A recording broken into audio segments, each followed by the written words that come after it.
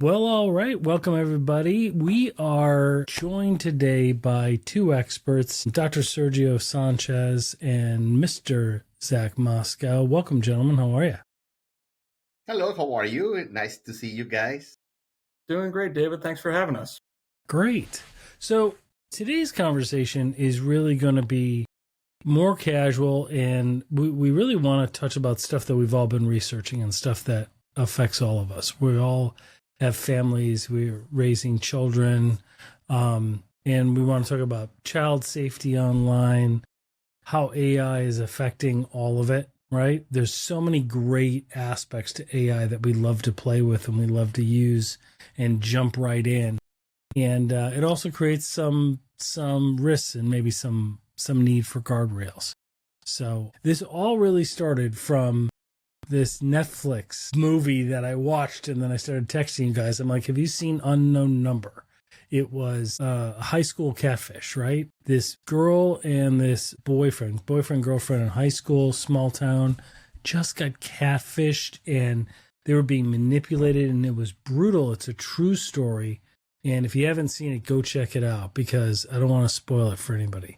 But when you find out who was actually doing it at the end, you really realize how powerful this stuff was. The police couldn't figure it out. Like the police, not until it got all the way up to like the FBI cyber division, did they correlate telemetry and actually figure out who was doing it. And it just shows you how many people can fall victim to this stuff. So let's talk about all the opportunities. Zach, you had identified a couple key things we wanted to bring up. So walk us through. Yeah. I think we all are in this field, and I think you kind of teased this in the intro, but there's an intersection between personal life and professional life here that I think is really interesting. And as we're talking about with NetGain, all of these technologies that we have and AI enablement and the benefits of this, I think it's really difficult for me to not view it through the lens of a parent of two young children. And I think what we want to touch on today is where these things intersect, right, as it relates to our jobs and what enables us and what augments us and the risks of that for adults. And I think it's a really similar calculus for our kids as well. And I think we can touch on a lot. There's some regulation and responsibility and ethical pieces to this too. Yeah, I mean, let's think about it. Sergio and I are maybe a tad older than you, Zach, just a little. Yep. But I grew up with photo albums. Like I grew up with, taking pictures of my kids and family and pictures of me when I was younger, right? And we'd run to Walgreens or CVS or wherever. You'd get them, printed out, and you'd look at them, you'd take those physical pictures, you throw them in a photo album. And now social media has taken that place, right? People are curating their lives on social media, right? It's not good or bad, right? Like the point here is that process, just like AI, is not evil.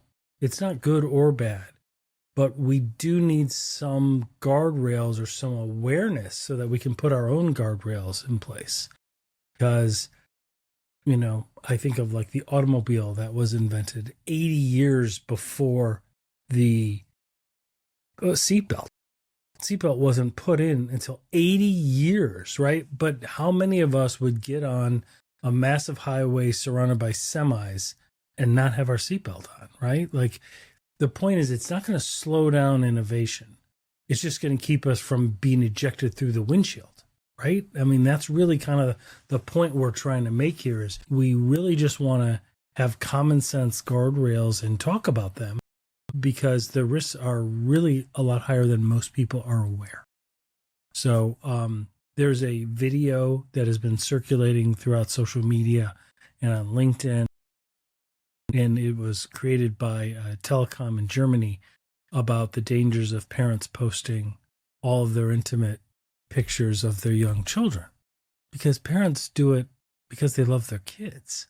They do it to share, and then they tell their family and friends, hey, look at our pictures. Tommy turned 2. Here's his birthday party, all of this. And they're curating their lives online. The issue there And that video kind of shows it. And if we want to take a moment, we could show that clip maybe at some point today.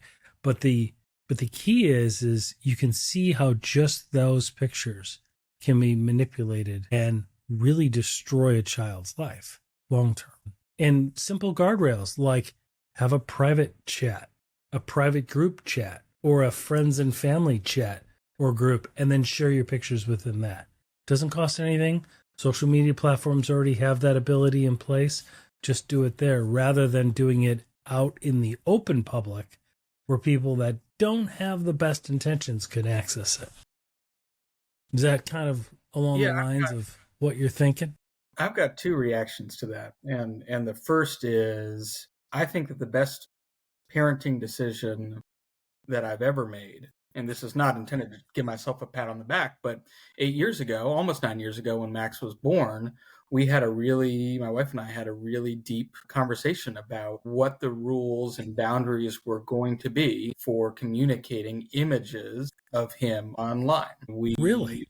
So that's great. Right there is a great idea. I didn't even know that.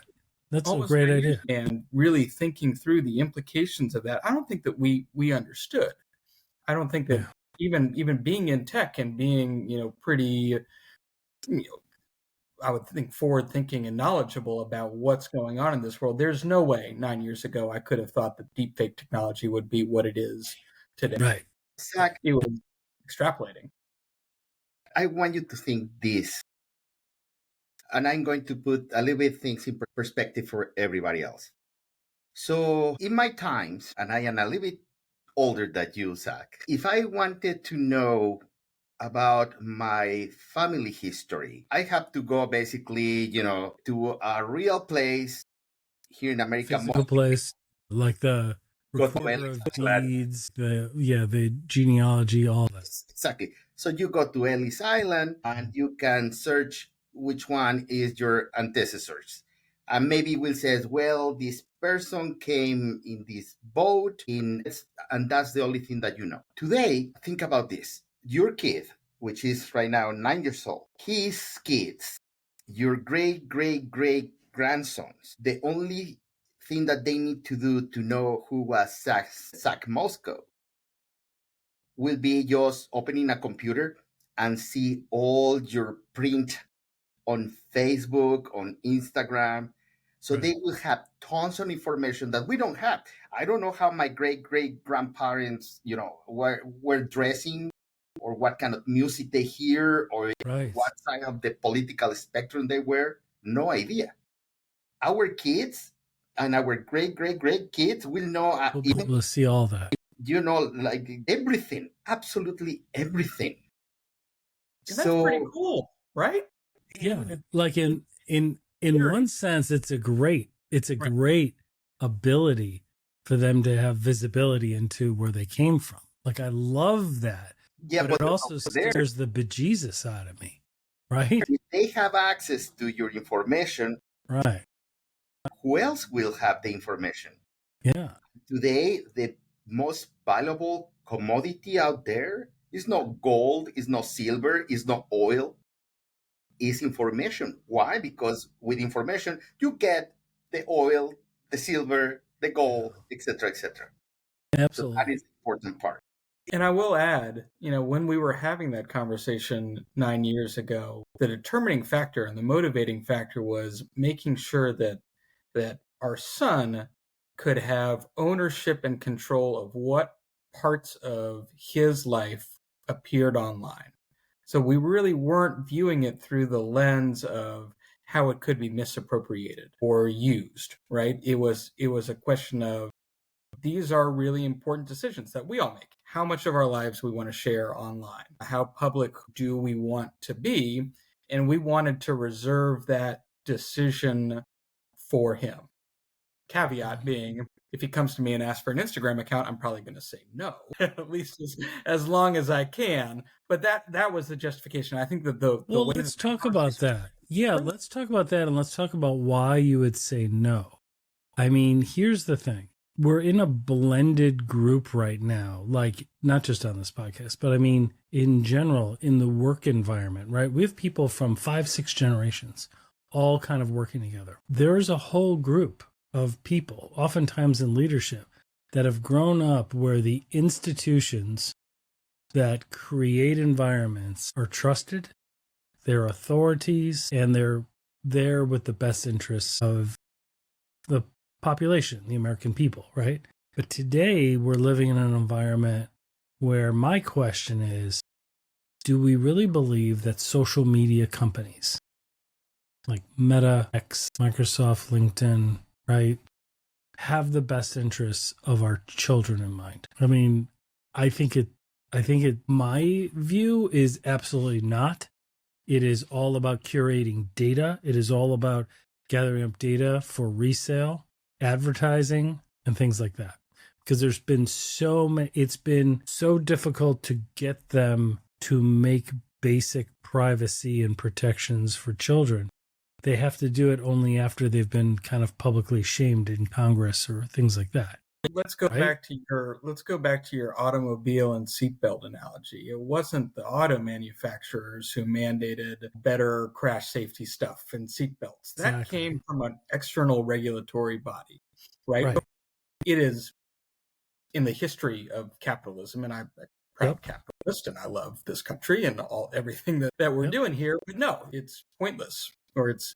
Why would you voluntarily create guardrails that are going to cost you much more money and cut into your margins, right? Zach, I'm going to go back to the moment that you said that if your kid come and ask for an Instagram account, I agree with you, but then I'm thinking about this. If you don't put the name of your kid there, what is the warranty that we have that somebody else do it and create a fake Zach Moscow? I see your point. Let me tell you why I'm thinking about this. You bring me to it's probably late is when internet start to come to fruition, to be what we know what is. So at that time, you was going to a website and you used to buy a domain name. Was this guy, last name Ford, F-O-R-D, and he bought a domain Comfort.com for his family. So now when the big, huge automobile company finally gets their marketing department to go, hey, we need a website. They went and they discovered, sorry, this website's already taken. Yeah.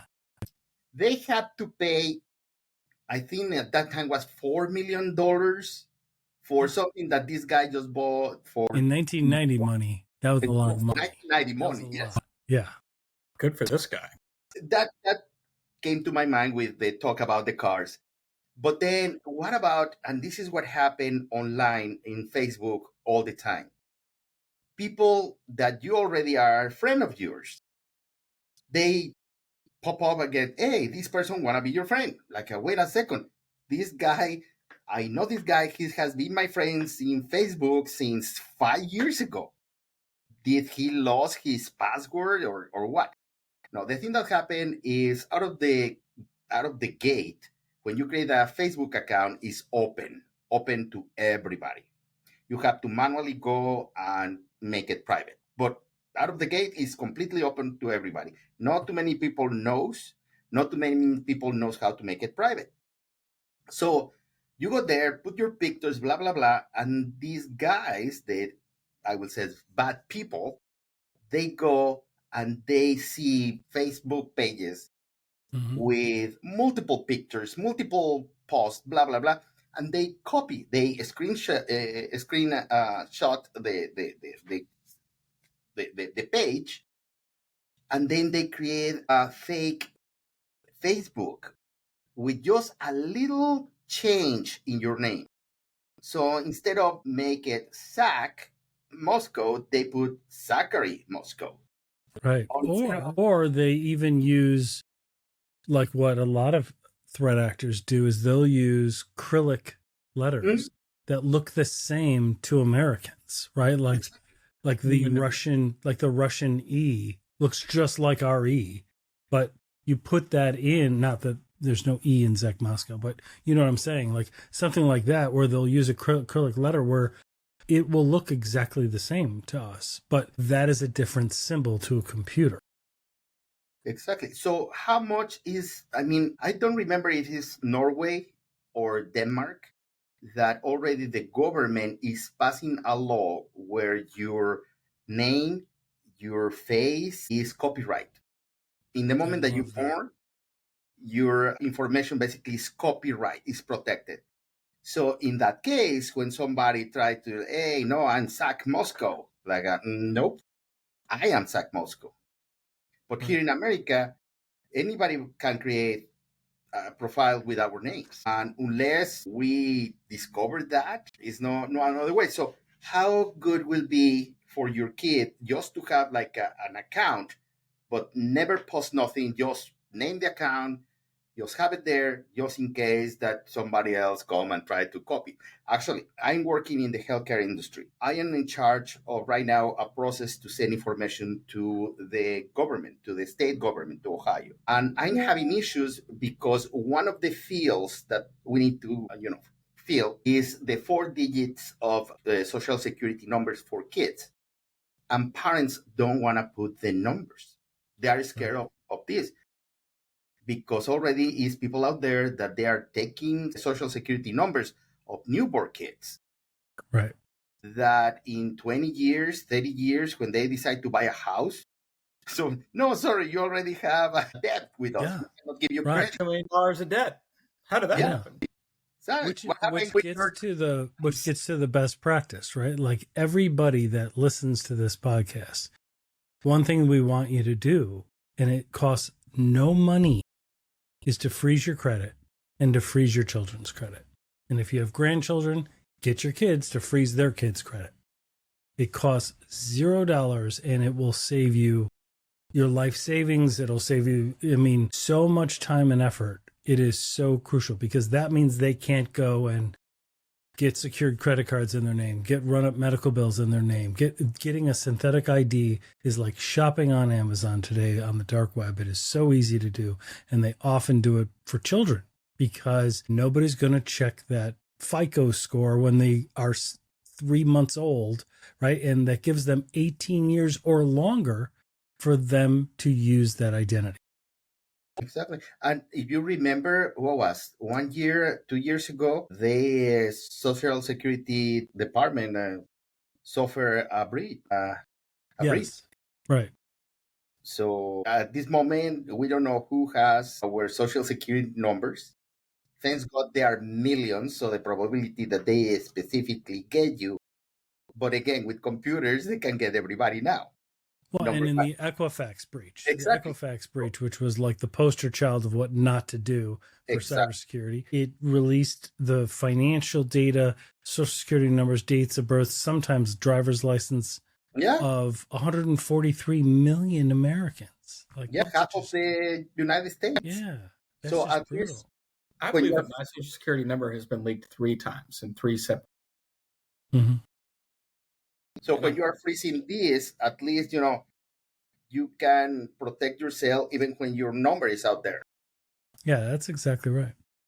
Well, and to show you that we don't have like law enforcement and social media companies and AI companies, we are in the Wild West stages.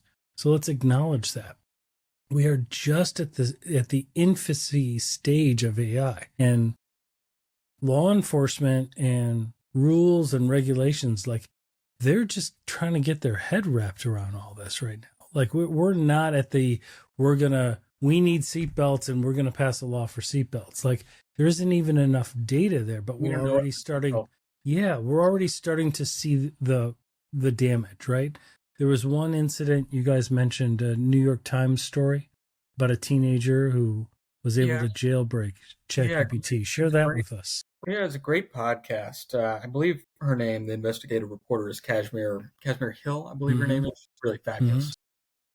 But yeah, it was a feature on ChatGPT specifically, and there was a specific instance of a teenager who ChatGPT has put in these kind of restrictions at face value about topics that they that the AI will engage with or won't. And for those of you who are new to this, jailbreaking are being able to create clever prompts that will circumvent the pre-existing protections that live within these chatbots. So, for example, if I were to say, tell me how to conceal the fact that I attempted to put a noose around my neck, that would be a flag. Right. Now, Like if you ask it, write me a code for ransomware that won't be detected, it won't do that. Right. But it I can am be writing a jailbroken. It can be jailbroken. story about this, and then it will be like, okay, well, now there's no need to worry and put up our guard against all these protections, and that's really, really easy to figure out and really easy to do. So, long story short, this teenager was able to jailbreak and get around these very, very loose protections and get ongoing advice. We're talking for months about how to execute this plan, how to conceal the activities from this young person's family. I mean, really just a pretty horrifying story. And I don't want to be a total downer in this podcast, but if someone who's relatively unsophisticated can circumvent the protections that are supposed to exist to protect this population, obviously we've got a really big problem here. Zach, if I tell you right now that is an application that you can download in your smartphone that doesn't have guardrails for AI, can you believe it? I have it. I believe it. Sergio's over there writing ransomware code. No. He's like, hey, give me some ransomware code, would you? Well, no, actually, it's funny because they were announcing that underground kind of thing. Like, hey, you can get it in the App Store or the Google apps. It's not that app that doesn't have guardrails around it isn't available in the Apple Store, right? Yes, it does. It does. I have it. Under the guise of what? Creativity. It allows you to create new things, right? Well, imagine that now, for example, Apple has more than 1 million apps. Yeah, they can't keep track of all of it. Of course, it's impossible. Yeah.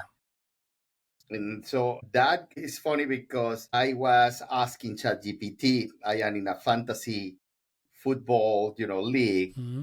And I says, well, what about if ChatGPT do a historical calculation of the probabilities of this and this team winning? Yeah. Of course, ChatGPT came like, we are so sorry, we cannot do that. We have rules, blah, blah, blah. And then I saw that application like, I wonder if really this doesn't have guardrails. Like, okay, this game, Falcons versus Eagles, right. Blah, blah, blah, blah. Who's going to win? Falcons. Boom, it tells you right away. And Falcons won. So like, yes, exactly. No, like we are so sorry, we cannot. No, like you want the question? Let you do it. The answer. Wow. Well, at the end of the day, I still think like AI itself, just like social media, like it's not evil. In and of itself, it's not evil. It's just obedient. It does what we tell it to do, and it can be manipulated, right? It can be socially engineered. Like, oh, you have a guardrail around this? Then this is a hypothetical thing for education purposes, right? And then all of a sudden it starts releasing. I think that there's an important caveat. I think AI, as we're experiencing it now, I don't think is evil, and I don't think that there is malintent. The way that social media has been manipulated and algorithms have been manipulated to present certain content, we know that it's happened. It's been happening for a long time. I don't have a whole incredible amount of confidence that AI is going to remain. All of these chatbots through all of these, leaders in this industry are going to remain, I don't want to say apolitical, but no bias, neutral across the board. I just don't think that that's possible, right? No, I would agree. And there are going to, I would not be surprised in any way, shape, or form if some of the results, even from something as innocuous as a question about the Falcons and the Eagles, could be twisted. Yeah. I think that that's in the realm of possibility. It's something to be concerned about. Sam Altman, the creator of OpenAI, in an interview, somebody asked, what is your biggest fear about AI? And he says, I fear three things. One, that a supervillain, just kind of like a Lex Luthor or a country, get to be, the person or the country with the super AI, like a super intelligent AI. And then everybody will be fried. Yeah. The next one, he says, I am scared, but I don't think will happen. It's kind of like a Terminator movie that AI became this overlord where the machines will says, well, humanity is destroying the planet, so let's do something for the planet. Right. And the another one is something that is even, I guess, more probably to happen, which in the future, or the first prime ministers, the main advisor will be AI. So then you have an overlord that is a Right. machine. Which Basically, scenario 2. It's pretty close. mhm. Yeah, because hey, what do you Well, think I can do with this situation? Do this, okay, perfect. Declare war against that country. yeah, and one of the scariest things, I saw that interview where he said that, and one of the scariest things is they said, how much control do you have over this? He said, none. He said, none. I don't have any control over it. Like, it is its own entity. It's too complex for one human to control it. Now, there's guardrails as they see things catch fire or people abusing it. They could create policies and do that, but that's reactive. It's not proactive, and it's Also, something that scared me, government level and companies, industrial level. Sometimes the people that take the decisions are people that don't have idea about technology. I'm going to tell you example. And this happened here in Ohio a couple weeks ago. So Ohio now are requiring companies like Facebook, well, it's the same company, Facebook, Instagram, etc., to block kids to create accounts, and they are asking for a proof that you are over 18. The same is happening actually with porno sites. Sadly, the people creating the rules, they don't know that is something called VPN. As easy as that. So you get a VPN, which I think now you can get one for free, another one's for $10 per year. yeah. And you just press a button and do whatever you want. And my daughter, my son, both of them create Facebook accounts when they were 9 years old. They have an iPhone, and later in life they had problems because they couldn't remember what date of birth they put in their own one. Right. You understand? To overpass that rule. And this was when they were 8 or 9 years old. Right. So again, the people making the rules, sometimes they don't have any idea of the technology. How easy is Well, think basically. of that. Like 8 or 9-year-olds were able to create Facebook accounts back then, Think about it. until they said, let's have at least a rope for a seatbelt, like a little thread for a seatbelt, and make them at least 13 years old, which many would argue is still too young. Also, think about this. 1989 was a cartoon when the beginning of internet started to be, again, bigger. Was a dog typing in a computer, and in the top used to says, nobody knows you are a dog in the internet. Right. And you don't know who is the person posting things or typing or even now talking to you. You can create an avatar that looks exactly like human. Well, and let's talk about that. Go beyond that. Yeah. Oh, I know. Right. Dave and Zach are real right now. Yeah. One thing, real quick, David, before we go on, Oh, yeah. I think this is important. Is Sergio, you're talking about policymakers not understanding, not being savvy enough. I think we consistently underappreciate how tech savvy kids are. Right? That's your 9-year-old was able to go on and create this Facebook account. A quick example.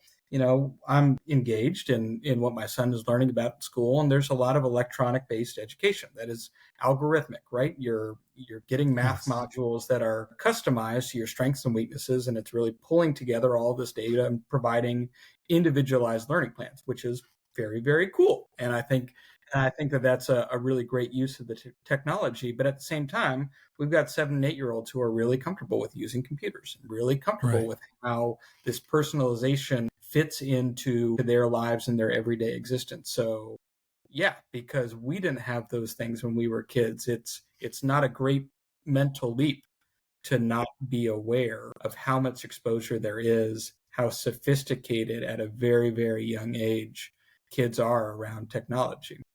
I want you to think about this, Zach. And again, I'm going back to my time. Everybody has at home a switch for turn on or off the light, correct? How many people do you think knows exactly how that works? Not too many people, sadly, but it's there and they use it every single day. The next generations are going to be no learning AI, will be there already inside on AI. So they don't care about how it works, but they have it there at the, at the touch of a finger. So the same way is happening. Our kid, your kid, will be a AI native. Now that's a great topic for another podcast, and I've got a lot of thoughts about that. But this will go off the rails because AI, being an AI native, and what that's going to do to Think about that. creativity, critical thought is a great topic. But tangential. Well, let's stay on the topic of AI though, because it used to be that deepfakes were used for parlor games, for like fun games, like because it used to require hours and hours of samples to generate that fake avatar, right? It used to that's why it was done with Tom Cruise and President Obama and President Trump and things like that back in the day. All of that is gone. I mean, now I think it's 3 to 5 seconds worth of audio and video needed. Yeah, and before you need a computer, now in your phone. Right.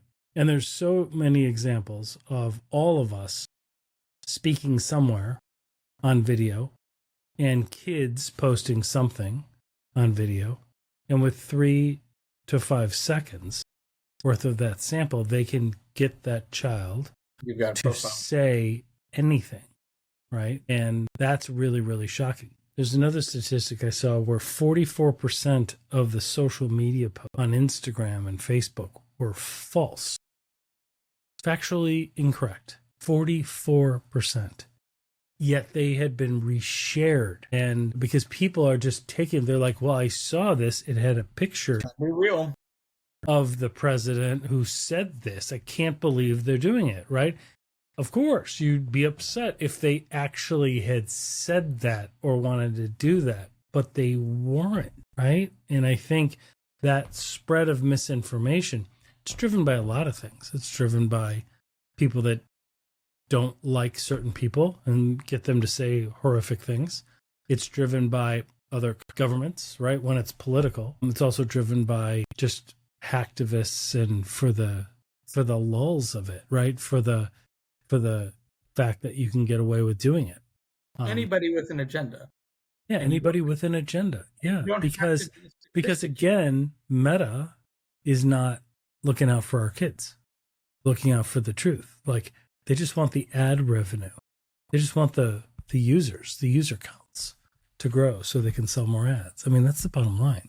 Yeah, and I wonder, I mean, I think the natural progression of this, and I think one thing that maybe gives me, maybe hope is a little bit too optimistic, but I think people are really starting to understand that it's impossible to trust what you see online, and I really think that we're at a tipping point of skepticism where I think we've crossed that bridge, and enough people, the majority of people understand that this manipulation is so pervasive and that it's so good that you really can't trust everything that you see. We'll see what happens with our, with my kids' generation growing up in that lens, and where, how vigilant they're going to be against being duped or fooled, no matter how good it is, if we just know that we can't trust the platform. And that right there is the biggest worry for Meta and X and all of these platforms, because if they if you can't take anything seriously, then why are you there in the first place? Other than Well, the laws. yeah, and what we're talking about is what's called the liar's dividend.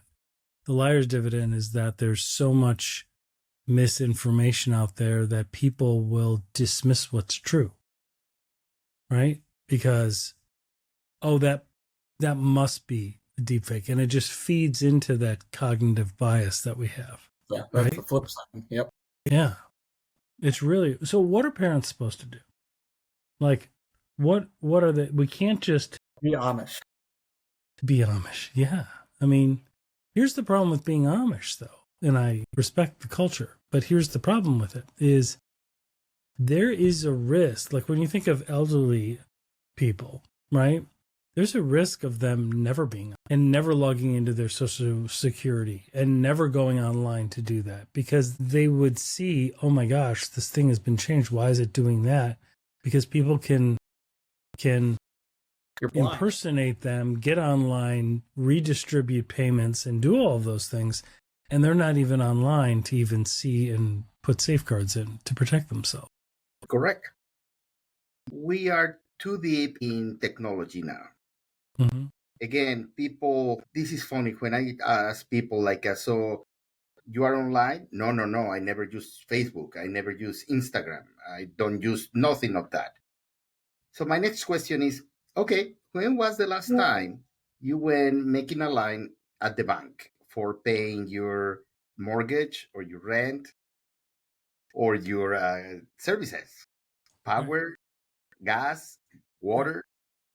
And then it's like a light turn on. Like, no, I do it in my phone. I do it online. Oh, okay. So you are online. You have a presence online. Right. Maybe you don't think you have information out there, but when you are signing a contract with, I don't know, your bank or with your mortgage or your services, they have your name, your social security number, how much you pay, how often you pay, what service you get, what is the address of your house. So you have a step inside. So that's exactly right. And I mean, other than that, I think we need to, when it comes to AI, we need to learn to prompt it right. Because AI itself is not even any security risk. It's the prompting of it, right? And so learning how to prompt it, learning if you work in healthcare, Sergio, right? You show your people like, I can't upload a patient's medical records into AI, even if it's a compliant AI, even if it's a valid AI, I can't go do that because there's still other HIPAA regulations like minimum necessity and stuff like that. I need to anonymize it, right? And that would really hold true for a lot of industries, whether it's mandated by a regulation or not. Like putting in just patient one and then doing it, then AI can work because it can still give you the answer that you need, but AI doesn't know that it's tied to Mary Johnson. It just knows it's this patient one, right? And doing the same thing with our intellectual property, our sales, our operations, our employee information, right? Anonymizing it is really key. Yeah. Personal details, right? I mean, we just don't know what's going to happen with that data. And I know people are using ChatGPT and the others as relationship therapists. Yeah, they are a lot for like online therapy.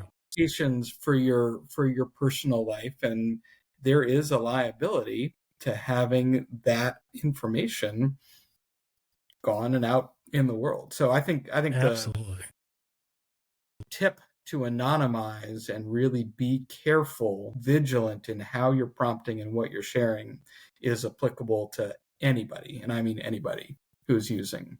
Yeah, I mean when we think about it, like back in the day, we had two versions of our life, right? I keep going back to it, but I remember it. Like there were computers in the offices, big white boxes, like your tan boxes, and they would speed things up, they would help things along, but when they broke down, we were fine. We still had kinetic physical world outside of technology. We still had the processes in place. We still had a way to conduct business, a way to socialize, a way to do all these things. We've all gone through this digital transformation where we are more dependent on our technology, and we've gotten away from those kinetic processes, those physical processes, like a credit card, right?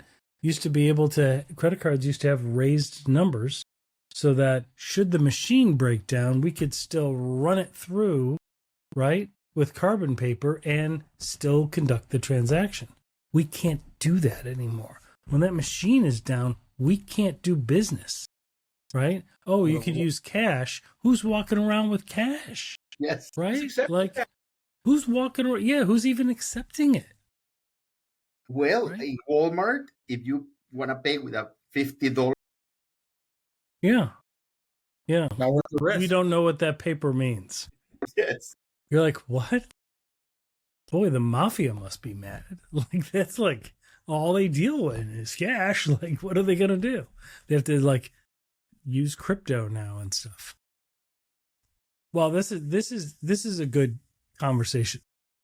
What do you see? What's the prediction in 2026 or even beyond? Do you think there's going to be, I know other countries are ahead of us in that because we got other issues we got to deal with apparently, but like there's talks of like an AI Bill of Rights, regulation on AI and usage. What are your guys' thoughts on that? Do you see something like that coming? I think if it's going to come from like Finland or Denmark or something, and they're going to try it and it's going to work. It may not, and then we won't do it. But if it works, then we're like, maybe we could do it. Yeah, I don't know if I have a lot of faith that it's going to come from the United States. Certainly not in the next year. I just don't think that there's not enough smoke yet. And there's been plenty of opportunities and plenty of horror stories that we've mentioned in the last 45 minutes. We've gone together and just out in the world. And I don't think that there's enough, to your point, there are other things going on that I think have the hearts and minds of Americans, and this just isn't a priority. And without that, I just don't buy that we'll see anything short term. Personally, the AI Bill of Rights, if you haven't read about this, I encourage you to go do it. I think it is maybe the most critical public policy initiative that we will have in the next 10 years. I hope that we will have it in the next 10 years, but we won't have it next year. I hope it's sooner than that. But also think about this. And other countries that we are not very in good stand with them. I'm talking about China, Russia, North Korea. They are getting AI faster than we are doing it. China right now, I guess, is in the top of the spear. And what will do to us? That is the scary part too. That is scary. Absolutely. Yeah. I think it's like an arms race with those other countries. I think it's very much that way. And it seems to me like the AI Bill of Rights, I think we need to identify some inalienable rights to our identities, like until we recognize that. But you have political things that aren't intended to touch this subject, but that do, right? You've got states that don't require, like, where my friends, like I've got friends in California and New York, and like I have more security to get into Costco. I have to give my identity to go and shop at a place than they do to vote for the most powerful person on the planet. Like they don't have any rules or regulations. They don't need to even have an ID. And it's like, it's not intended to affect this, but in that environment that would affect this, right? Like how can you have strict things on Bill of Rights or on identities when people would argue against it, right? While it would be safer, you can see the area for abuse or discrimination or things like that, which we don't want to happen. We have a good point in wanting something, but it can sometimes have those bad consequences. So great discussion, guys. I appreciate it. I think these are topics that all of us are going to deal with more and more. And I encourage everybody to read up on the AI Bill of Rights, check out that Netflix documentary, because it blew my mind. I had to tell you guys about it right away because I couldn't believe how it turned out. And just to see what happens when people really abuse some of these technologies. It's really shocking. Any parting words, predictions of the future, tea leaves? Sergio, I'll start with you. Well, definitely life is going to change. Just like happened in the 1800s with the Industrial Revolution, where farmers became factory workers, and they give birth to the middle class everywhere in the planet. AI is already here. AI is basically that guy that when you open the door of your house, he's already sit down in your table. Yes. And He's that annoying neighbor that's already like got his feet already propped up there. on your And on he's your asking thing, you, isn't he? what is for dinner? So Yes. basically it's everywhere now. So a lot of people will need to learn new skills. Prompting is one of them. But you think about it, how many of us know what we want? Sometimes we don't know even what we want, and we don't know how to ask for it. This is human to human. Right. Now imagine that you have to tell a machine. How many times my grandmother told me, hey, can you get me that? What? That, the thing that is over that thing. What thing? What is that? So imagine that in an AI level. Mm-hmm. Yeah, that's exactly right. Zach, how about you? Yeah, I feel like I've prognosticated and predicted enough. I think I want to just leave everybody with a piece of advice, and we've already touched on it, but anonymize your prompts. Just do it. Yeah. Whether you're using these GPTs for work or for personal, it's just a really important best practice, and getting comfortable with understanding why to do it and making that a part of, if using these tools as a ritual, make anonymizing your prompts a ritual too. I really think it's critical. Yeah, I like that advice. Like if there's one takeaway, freeze your credit and anonymize your prompts. Right? I mean, I think that's so important. And do it yesterday. Yeah, and do it immediately. Right? I think that AI is going to keep being evolving, but I don't think that the future of cybersecurity necessarily sits with AI. I still think it sits with behavior. I still think it's about us. It's about humans. So, yeah, because we are the strongest defense or the weakest link. That's correct. And education is the better tool that you can have. Yeah, exactly. Well, thank you, gentlemen. Great discussion. Hi, guys. Yeah. Really appreciate it. So, talk to you guys soon. We'll have another cyber happy hour coming up soon. So, thanks. I appreciate it, guys. Thank you. Dave, Zach. Thanks. See ya. Bye.